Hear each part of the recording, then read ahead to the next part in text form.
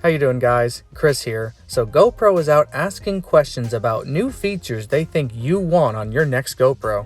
They've emailed out a survey out to registered GoPro owners asking questions like, which feature would you like to see more? Bigger batteries, or a more energy efficient GoPro?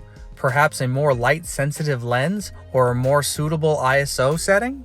My favorite option was, would you like to see a dual lens GoPro? Dual lenses would be considered old tech for cell phones, but it's a brand new idea for an action camera. Dual lenses would provide increased depth and better image quality. And why stop at 2? This camera has 16 lenses and the image quality is compared to that of a DSLR camera. So I'd say go big or go home. Go ahead and put 4 lenses on there and make it a quad cam. GoPros seem to be getting bigger and heavier with every generation, and we all miss the days of the session. But if you're gonna make a dual lens camera, here's an idea for a dual lens session. You're welcome.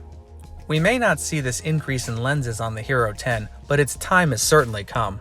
I'm glad GoPro took an interest in asking us what we want to see in the next model, and I can't wait till September when the next camera debuts. Thanks for watching. Don't forget to like and subscribe.